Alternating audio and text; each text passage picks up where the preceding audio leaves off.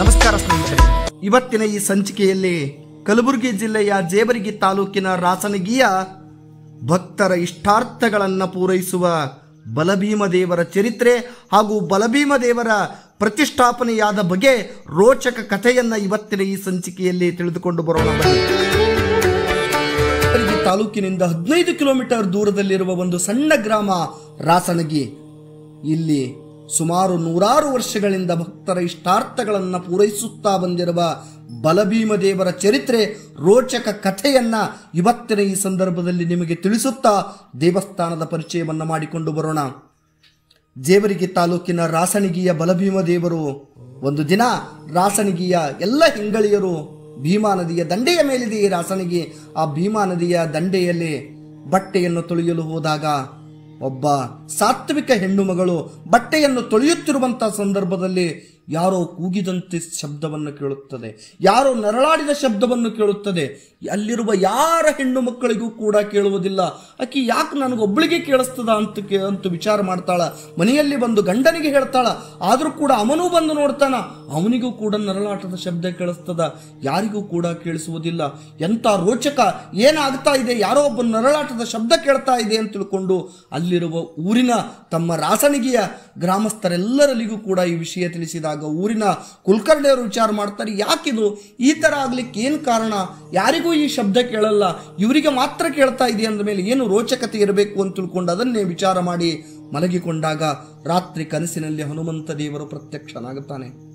ನಿಮ್ಮ ಊರಿನ ಸಾತ್ವಿಕ ಹೆಣ್ಣು ಮಗಳಿಗೆ ನನ್ನ ನರಳಾಟ ಕೇಳ್ತಾ ಇದೆಯಲ್ಲ, ಆಕೆ ಪ್ರತಿದಿನವೂ ಕೂಡ ಅದೇ ಬಂಡೆಯ ಮೇಲೆ ಬಂದು ಬಟ್ಟೆಯನ್ನು ತೊಳಿತಾ ಇದ್ದಾಳೆ, ನಾನು ಅದೇ ಬಂಡೆಯ ಮೇಲೆ ನೆಲೆಸಿದ್ದೇನೆ ಎನ್ನುವಂಥ ಒಂದು ಕನಸಿನಲ್ಲಿ ಹನುಮಂತ ದೇವರ ಪ್ರತ್ಯಕ್ಷನಾಗಿ ಮಾತಾಡ್ತಾನೆ. ಸ್ನೇಹಿತರೆ, ಇದನ್ನೆಲ್ಲವನ್ನು ಕೇಳಿದಂಥ ಊರಿನ ಕುಲಕರ್ಣಿಯವರು ತಕ್ಷಣ ಜನರೆಲ್ಲರನ್ನ ಕರೆದುಕೊಂಡು ಆ ಬಂಡೆಯನ್ನು ಬಂದು ನೋಡಿದಾಗ ಬಂಡೆಯ ಮೇಲೆ ಯಾವುದೇ ಹನುಮಂತ ದೇವರ ಚಿತ್ರ ಅದು ಏನೂ ಕಾಣಿಸ್ತಾ ಇಲ್ಲ ಅಂತ ತಿಳ್ಕೊಂಡು ಬಂಡೆಯನ್ನು ತಿರುವಿ ಹಾಕಿದಾಗ ಸಾಕ್ಷಾತ್ ಹನುಮಂತ ದೇವರು 6 ಅಡಿ ಎತ್ತರದ ಹನುಮಂತ ದೇವರ ಮೂರ್ತಿ ಆ ಬಂಡೆಯ ಮೇಲೆ ಇರುತ್ತದೆ. ಸ್ನೇಹಿತರೆ, ಜನ ಎಲ್ಲ ಆ ಕೈ ಮುಗಿದು ಭಾವಾವ್ಯಕ್ತಿಶಕ್ಕೆ ಒಳಗಾಗಿ ಎಲ್ಲರೂ ಕೂಡ ಹನುಮಂತನ ಕುರಿತು ಜೈಕಾರವನ್ನು ಹಾಕುತ್ತಾ ಊರಿನಲ್ಲಿ ಬಂದು ಆ ಹನುಮಂತ ದೇವರ ಮಾರ್ಗಶಿರ ಶುಕ್ಲ ಪಂಚಮಿಯ ದಿನ ಆ ಹನುಮಂತ ದೇವರ ಪ್ರತ್ಯಕ್ಷನಾಗಿದ್ದ, ಎಲ್ಲರಿಗೂ ಕೂಡ ದರ್ಶನವನ್ನು ಕೊಟ್ಟಿದ್ದಾನೆ ಎನ್ನುವಂಥ ದೃಷ್ಟಿಕೋನ ಇಟ್ಕೊಂಡು ಆವತ್ತು ಅಲ್ಲಿ ಪ್ರತಿಷ್ಠಾಪನೆಯನ್ನು ಮಾಡ್ತಾರೆ.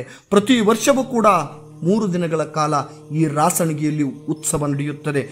ಕಪ್ಪು ಕಲ್ಲಿನ ಶಿಲೆಯಾದ ಅದ್ಭುತವಾದಂತಹ ತೇಜಸ್ಸು ಉಳ್ಳಂಥ ರಾಸನಗಿಯ ಹನುಮಂತ ದೇವರು ಭಕ್ತರ ಇಷ್ಟಾರ್ಥಗಳನ್ನು ಪೂರೈಸುತ್ತಾ ಬಂದಿದ್ದಾರೆ. ಸ್ನೇಹಿತರೆ, ಅಷ್ಟೇ ಅಲ್ಲ, ಈ ರಾಸನಗಿಯಲ್ಲಿ ಇನ್ನೂ ಒಂದು ಘಟನೆ ನಡೆಯುತ್ತದೆ. ಏನು ಅಂದರೆ, ಬೆಳಗಿನ ಜಾವ ಹನುಮಂತ ದೇವರು ಬಾಲಕನಾಗಿದ್ದರೆ ಮಧ್ಯಾಹ್ನ ಯುವಕರಾಗುತ್ತಾರೆ, ಸಾಯಂಕಾಲ ಮುಪ್ಪಾವಸ್ಥೆಗೆ ರೂಪದಲ್ಲಿ ಕಾಣಿಸುತ್ತದೆ.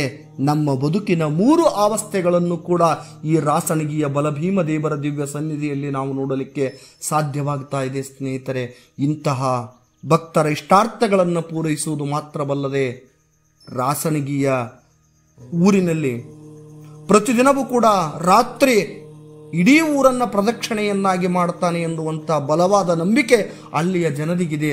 ಅಷ್ಟೇ ಅಲ್ಲ, ನಾವು ಅಲ್ಲಿ ಹೋದಾಗ ಪಾದುಕೆಗಳಿದ್ದವು, ಆ ಪಾದುಕೆ ಕೂಡ ಅಲ್ಲಿ ಮುಳ್ಳು ಕಲ್ಲುಗಳು ಚುಚ್ಚಿದ ಒಂದು ಗುರುತುಗಳು ಕೂಡ ನಮಗೆಲ್ಲ ಕಂಡು ಬಂದವು. ಇಂಥ ಹನುಮಂತ ದೇವರ ದೈವಿ ಭಕ್ತಿಯನ್ನ, ಹನುಮಂತ ದೇವರ ಸಿದ್ಧಿಯನ್ನ, ಹನುಮಂತ ದೇವರ ಪ್ರತ್ಯಕ್ಷನಾಗಿ ಭಕ್ತರ ಇಷ್ಟಾರ್ಥಗಳನ್ನು ಪೂರೈಸಲು ರಾಸನಗಿಯಲ್ಲಿ ನೆಲೆ ನಿಂತ ಹನುಮಂತ ದೇವರ ಚರಿತ್ರೆಯನ್ನ ಇವತ್ತಿನ ಈ ಸಂಚಿಕೆಯ ಮೂಲಕ ತಮಗೆಲ್ಲರಿಗೂ ತಿಳಿಸ್ತಾ ಇದ್ದೀನಿ. ಸ್ನೇಹಿತರೆ, ವಿಡಿಯೋ ಇಷ್ಟ ಆದರೆ ಲೈಕ್ ಮಾಡಿ, ಸಬ್ಸ್ಕ್ರೈಬ್ ಮಾಡಿ.